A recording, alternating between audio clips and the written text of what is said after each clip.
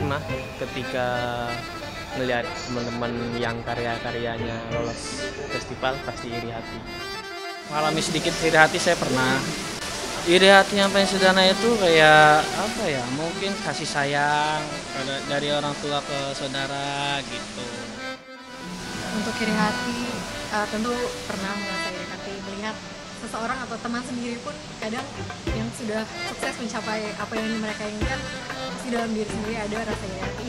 Dia bisa ya udah sampai di titik itu, titik yang dia mau, tapi saya masih ada di titik yang sekarang, dimana saya masih berjuang untuk sampai di titik yang saya mau.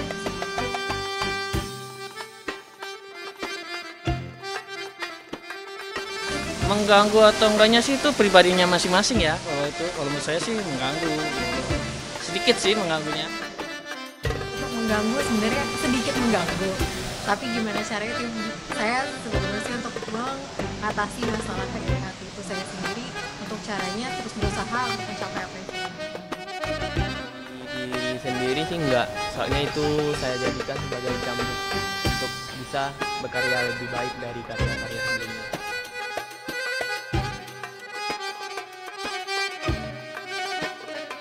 Diri sendiri dan juga mungkin kita bisa bercurhat kepada orang lain dan mendapat nasihat dari orang lain gimana caranya supaya kita bisa tetap tough dan tetap terus berusaha untuk apapun yang kita mau capai. Itu caranya ya banyak-banyak bersyukur aja sih. Alhamdulillah dalam keadaan sendiri tuh kayak gimana. Ya banyak berdoa juga, banyak ibadah juga, sudah mendekatkan diri kepada Tuhan juga termasuk harus penting sih itu juga. Dan mengatasinya ya saya bersyukur, mengingat apa yang telah saya capai dan saya tidak memikirkan iri hati tersebut.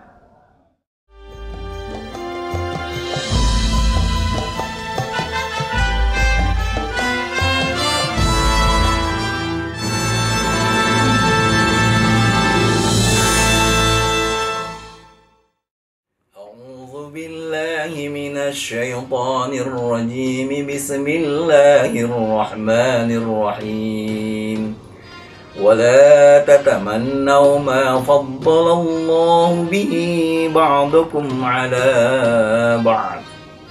Assalamualaikum warahmatullahi wabarakatuh. Pemirsa Mutiara Parlemen yang dimuliakan Allah, alhamdulillah wa syukur ala ni'amillah, wassalatu wassalamu ala rasulillah wa alihi wa sahbihi wa mawalah amma ba'd. Ayat yang dibaca tadi adalah ayat larangan agar kita tidak melakukan kedengkian. Karena dengki adalah penyakit pertama yang membuat Nabi Adam diturunkan oleh Allah ke muka bumi ini. Ketika itu ada makhluk Allah bernama Ajazil. Ajazil ini dulunya rajin ibadah, paling pintar. Tetapi dia dengki melihat ada makhluk Allah bernama Adam dan Hawa. Maka dia goda Adam dan Hawa dan akhirnya Nabi Adam tergelincir mengikuti anjuran dari Ajazil yang akhirnya jadi iblis laknatullah. Begitu pula ketika Nabi Adam sudah punya putra, maka Habil dan Kabil ketika itu adalah peristiwa bagaimana kedengkian bisa memecah belah, bisa menghancurkan persaudaraan. Maka ayat ini menjelaskan pada kita wala tatamannau ma fadallahu ba'dukum 'ala ba'd. Jangan sekali-kali kita menginginkan sesuatu karunia Allah yang diberikan oleh Allah kepada saudara kita.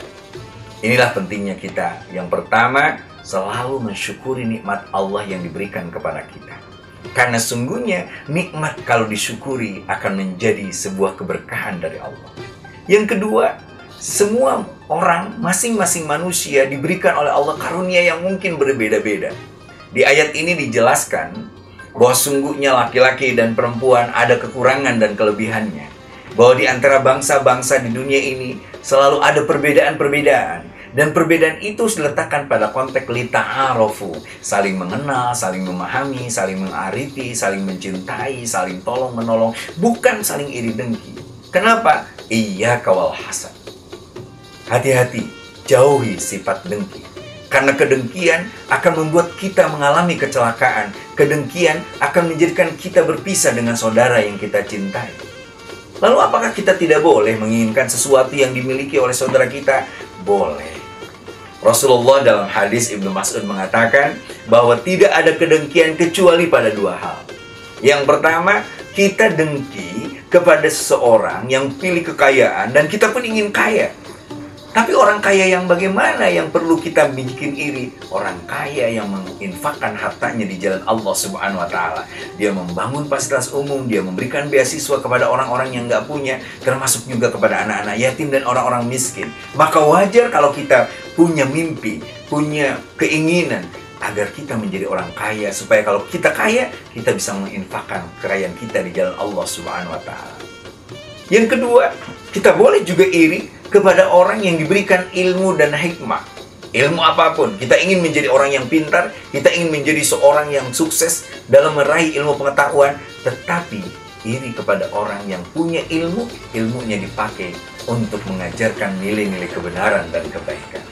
Maka wajar kalau kita sering melihat betapa banyak orang-orang sukses yang kita baca apa rahasia kesuksesannya, apa rahasia kehebatannya. Lalu kita berusaha berujung seperti yang dilakukan oleh saudara-saudara kita itu. Dan itu dibolehkan. Yang tidak dibolehkan adalah menginginkan sesuatu untuk menghilangkan nikmat yang dimiliki saudara-saudara kita.